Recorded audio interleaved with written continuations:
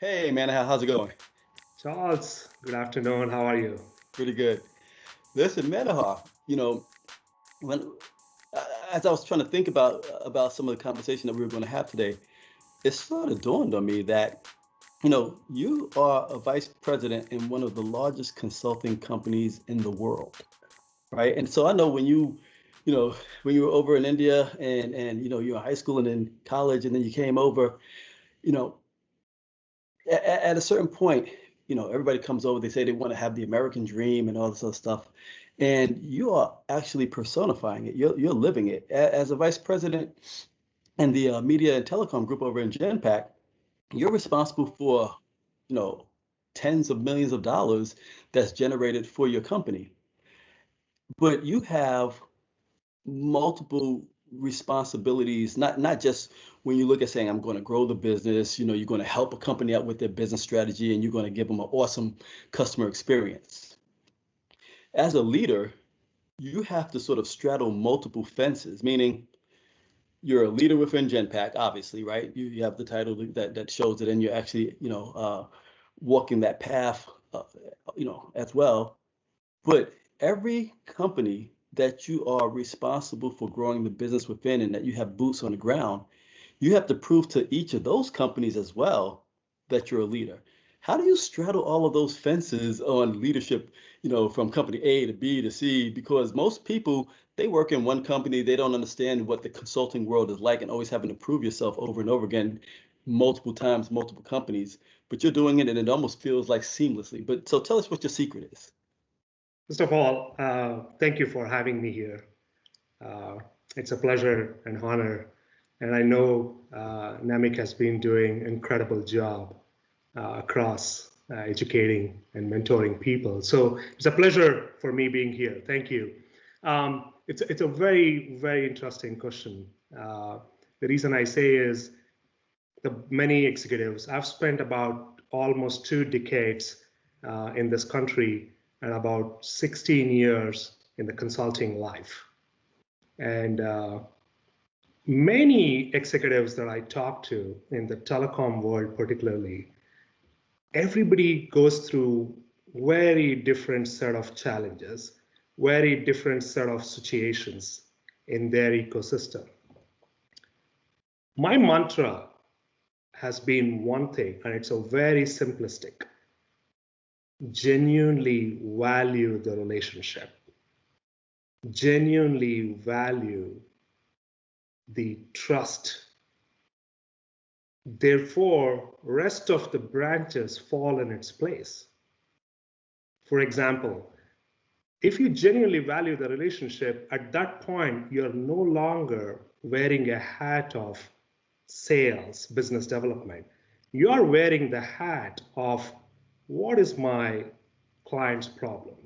What is the situation that he or she is solving for? The moment you look at the situation holistically, you bring the whole spectrum of consulting experience, the value, the offerings, and the right set of people to solve that problem. So it is very natural for one leader, when they genuinely value the relationship, genuinely value the trust, you bring in this whole set of power to solve those complex problems. And that's what I've been doing. And look, I talk to many executives in the telecom world, and I must tell you, each one of them have a specific goals that they're solving for the company, for themselves. So it's important to really understand the personal goals and then the company goals. So we have to tie it together. And I think that has been really working well, Charles. Got it. So now, if I were talking to some of your team members, what would they say is Manahar's leadership style? How do they look at you and say, from a management perspective, you guide them to meeting and executing the goals that Genpact is putting in front of you?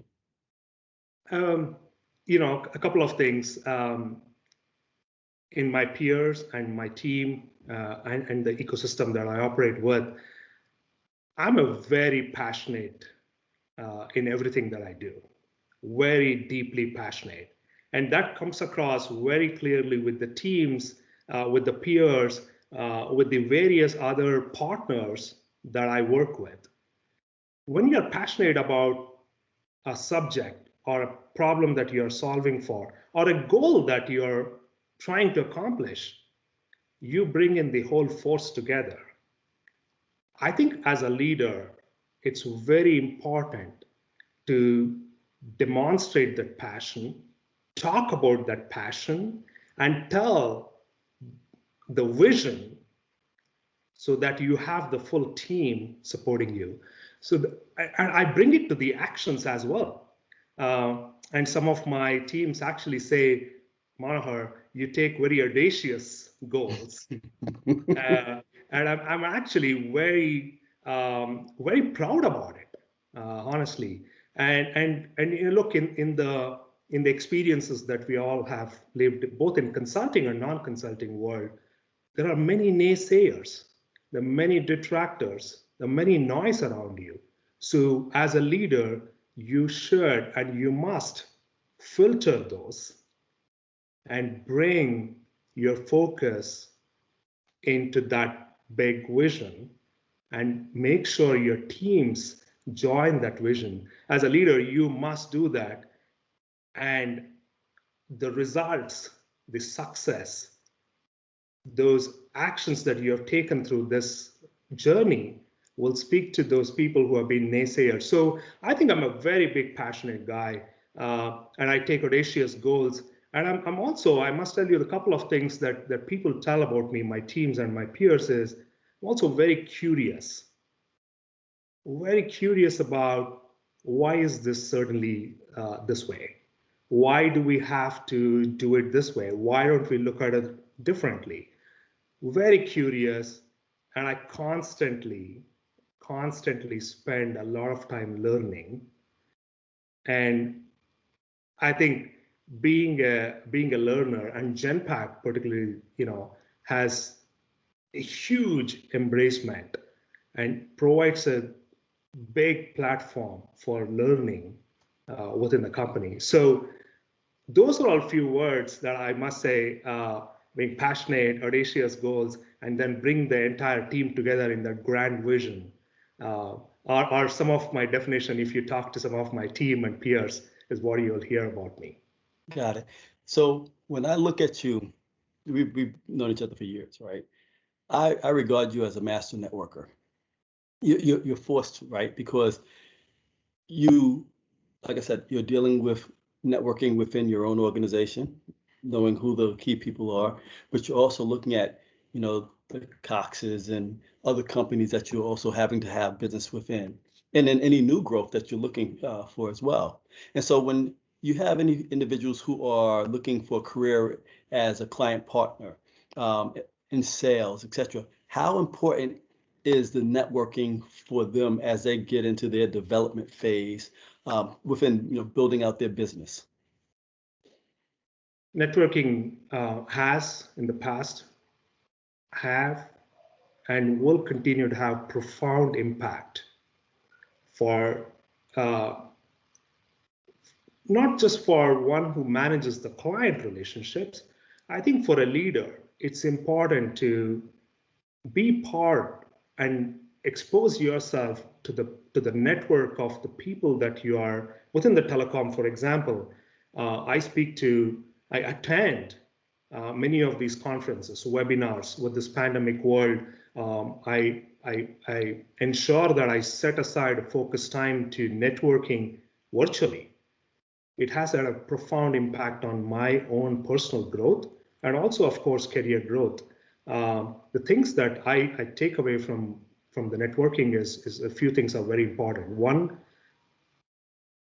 the learning, the perspectives that you get from different set of leaders, different set of individuals that I speak to, has provided me a new lens of the problems that I'm solving.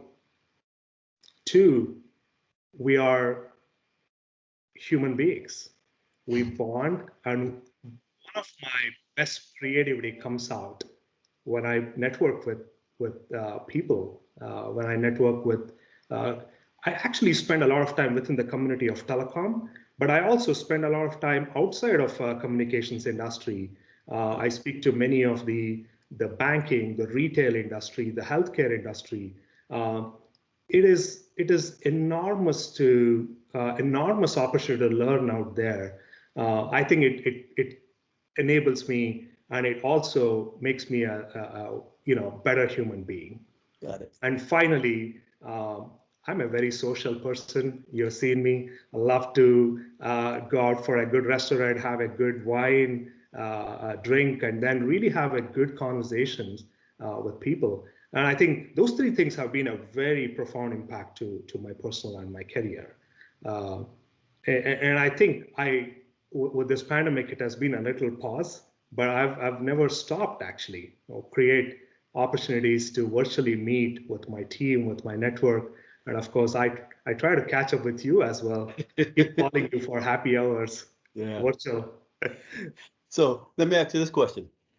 When you look at media and communications, what are the top ideas that you're looking at right now from a strategic standpoint? Um, I will give you a perspective of both consulting world and also what some of these companies are embarking on a brand new journey that is going to reshape the opportunities and reimagine some of the processes that have been happening. My favorite are these two, and there are a number of emerging trends that are happening in communications. My number one favorite is this whole total wireless framework. With 5G revolution, fixed wireless as a big amalgamation in the industry. Think about it. I believe the recent statistics showed 43 million of Americans does not have a broadband access. Wow. I realize it's that high. About 157 million of Americans still are struggling to get a quality low latency bandwidth. The 5G and then the fixed wireless are coming together, and the framework is now called as total wireless, are bringing amazing and high capacity bandwidth to remote areas and also densely populated areas. Data link is a great example from Elon Musk organization. I think it's going to create tremendous opportunities, and even for Cox, I think it's going to create a tremendous opportunities to create new subscribers. But more so, in my opinion, it's going to create, it's going to get, it's going to enormously help people who are in the remote areas who never had broadband access. Think about it in this pandemic world, how would students were able to get connected if 43 millions of American does not have broadband access? I think that's a big topic. And I think with 5G and FCC really providing the band C spectrum for those top 5 winners, Verizon, AT&T, and etc., I think it's going to rapidly grow. So total wireless is my favorite topic. The second emerging is the concept of the high bandwidth for major use cases in the horizon. For example, I know Cox launched Elite Gamer as a product, and I'm personally a gamer too. And I actually brought cloud platforms of gaming, and I've actually lost in touch with all my console-based gaming. But I'm used to also game in certain way. That means the highest resolution, the lowest latency, all that stuff. But every time I have to buy games with elite game type of concepts and highest bandwidth, and with online gaming taking, multi-billion-dollar addressable market, the highest, the 10G and so on, the use cases in the horizon creates tremendous opportunity for this market. I am going to I'm going to go completely on cloud for all my gamings, and I think the potential for the growth is very, very huge. So those I, were my favorite topics. I have somebody I'm gonna need you to meet in the future, Detavio Samuels. We had a long conversation, and VR came up as one of our topics. And so, we both saw so much possibility when you start talking about high bandwidth, low latency applications um, that are, not even just on the horizon. They're here right now. And so, as a consulting firm, I'm pretty sure you guys are going to start putting wrappers and framework around um, use cases that different companies can utilize when you start talking about not just the gaming aspect, but also education, Yeah. distance learning, virtual meetings. There's just a ton of use cases. In fact, it's going to probably be a topic for my trends in technology this year that I know Genpack is probably going to be a part of. One last question. Mhm. And very close to me is the remote healthcare, Yeah. patients' healthcare, and particularly where I grew up back home in India. This opportunity is going to tremendously help those senior living communities who cannot commute or the access to the right doctors. And I think remote patient care, remote monitoring of patients through these kind of high bandwidth and total wireless framework, it's going to enormously help. And I think United States, in my opinion, has embarked already on this journey. Uh, but countries like India, with billion plus population, can significantly leverage. So these are all my favorite topics. The one close to me is the remote healthcare. You bring a key point in there that I didn't think about until you just said that. The adoption rate in other countries probably could be faster than it would be in the US simply for the mere fact that the systems that we have in here may be a little bit more mature. But as you have these new technologies rolling out in other areas where it's probably they're just as vital because we're talking about human lives. But you go to certain countries and wireless, has transformed them, right? Because they don't have the legacy wireline issues that we have in the U.S., right?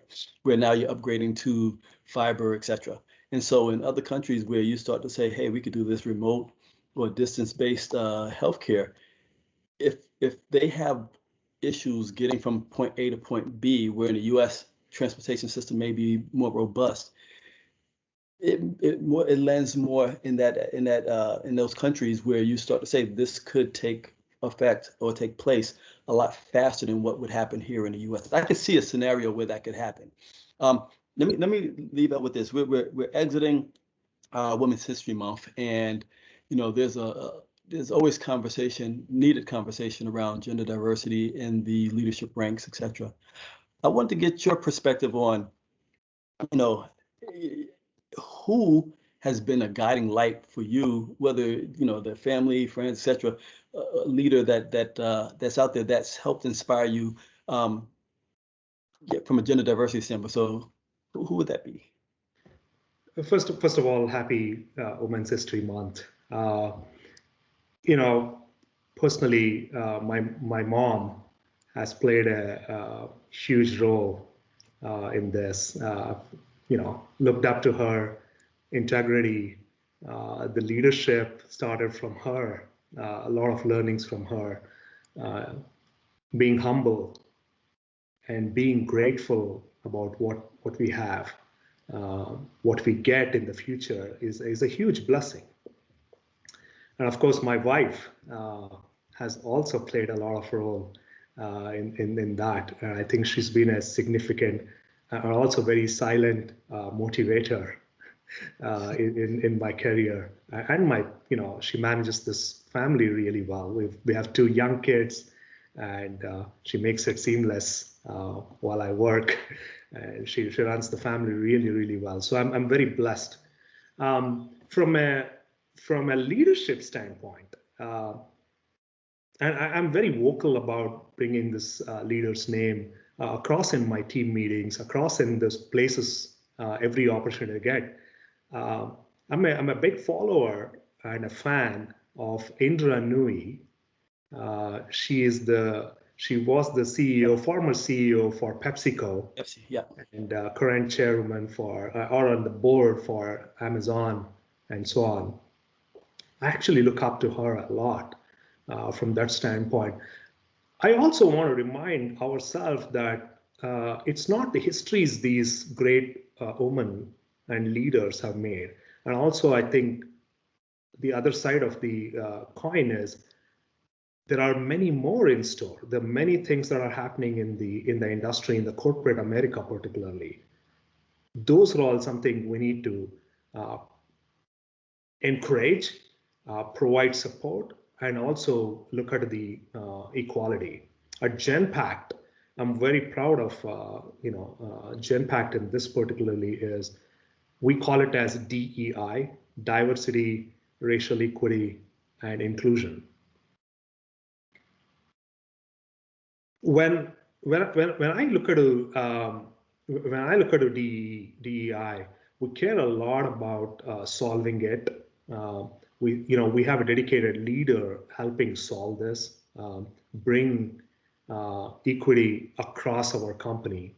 And one thing that comes to the top of my mind, Charles, is it is really the leaders to take our passion and turn into action intentionally, and ensuring that we create equity-centered companies. I think that is my a clear reaction.